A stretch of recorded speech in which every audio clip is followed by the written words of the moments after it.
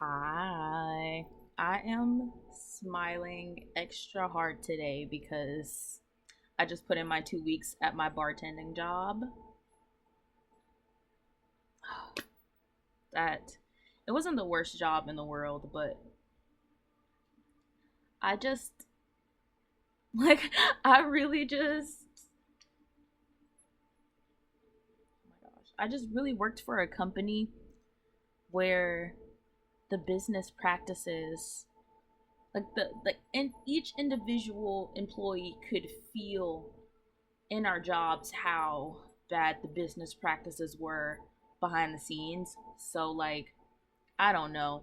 Any other place that I've worked, like you can kind of feel the business practices like of in this decision that they make or this change that they make with employees, but like this place is like rapidly changing.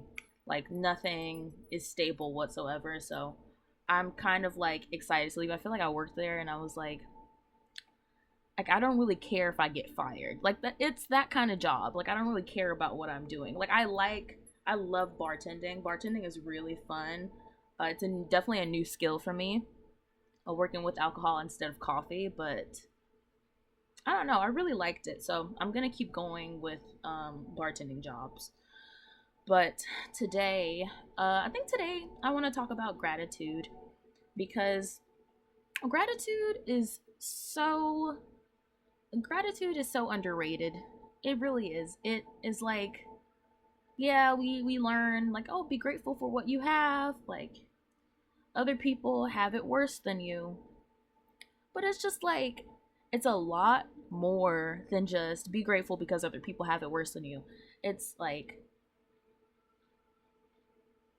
you might have had it worse than you in different moments in your life, and one moment might be a lot better than the other, so that's worth being grateful for too, if you get what I mean.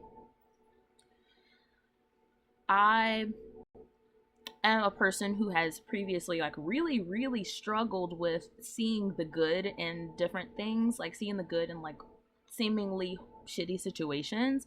And so that's why right now I prioritize gratitude and being grateful for where I'm at, being grateful that, I don't have a flat tire, being grateful that I don't have, that this isn't going on, earlier today, I had an appointment with my academic advisor, and I was like, oh, I'm thinking about changing my major. It was like a change of major conversation, and I found out that I can't change my major at this point because of some, deadlines that have passed.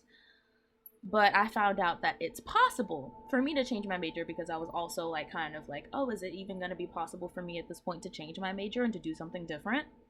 But I found out that it is possible, and that I won't be derailed too much from like the path that I'm on because I'm a junior in college now. I'm starting my junior year. Um, and I was scared that if I change my major now, or if I add on a double major, would I be derailed too much? Will I have to stay in school for longer? And I found out that no, I don't really have to stay in school for much longer. I might have to grind a little bit harder per semester and take a few more hours per semester, but it's not gonna be like I'm gonna be in school until 2030 because I'm not.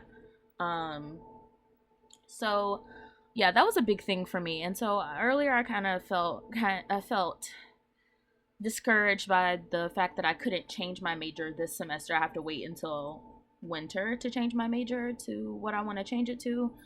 But I am grateful that I found out that it's possible, and there is good news. There is good in this situation.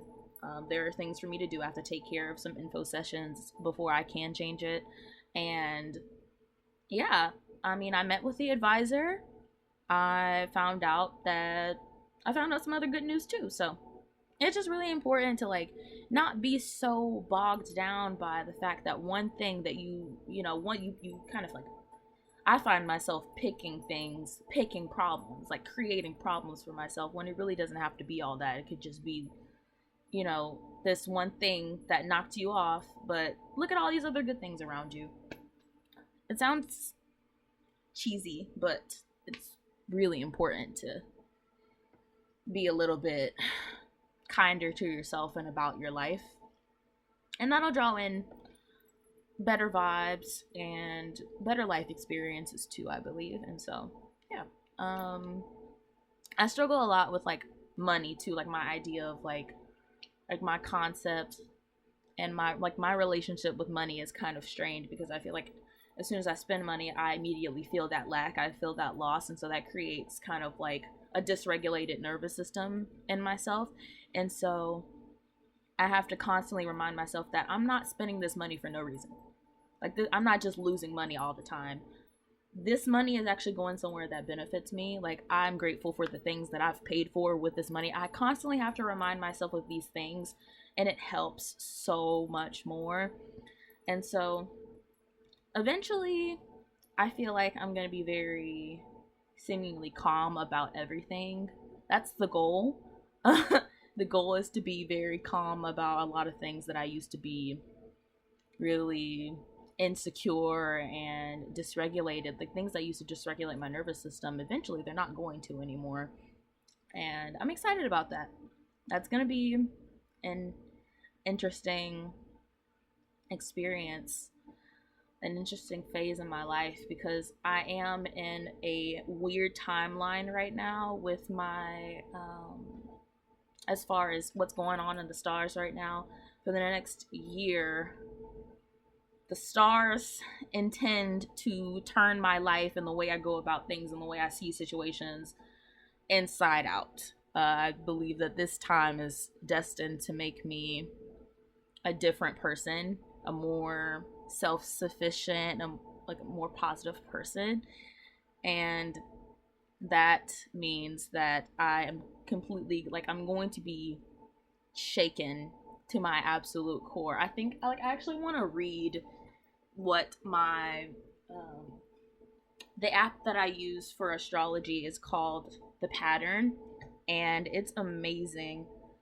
I feel like zodiac signs are so misunderstood, and it's kind of like the way people go about it is really simplistic. It's a lot more. It kind of like it's a very personal thing. You can't really like use that to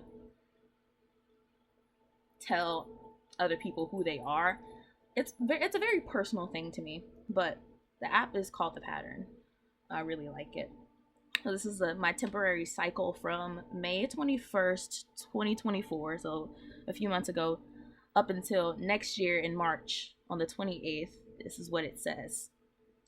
You can count on a you can count on a total lack of control right now, especially if you're relying too much on using your charm to get what you want. An inner sense of restlessness could motivate you to change your approach, or something external might come and force you out of old behaviors, like overly prioritizing yourself or needing to be the center of attention. It's time to let go of any impulse to act without input from others, which is very true to my situation because I do have a hard time asking for help, and I am quite impulsive when it comes to like doing different things. And so this time is really gonna, I guess, force me to sit through the discomfort of needing help. And yeah, that's all I'm gonna share right now. I have to go get some new tires put on my car, so which I'm grateful that I don't have to pay for today. But yeah, I hope this finds you well and that you have a good day and that this possibly made you feel a little bit more at ease about your situation, or is going to put you on a path to feeling more at ease. But yeah, I hope y'all have a good day.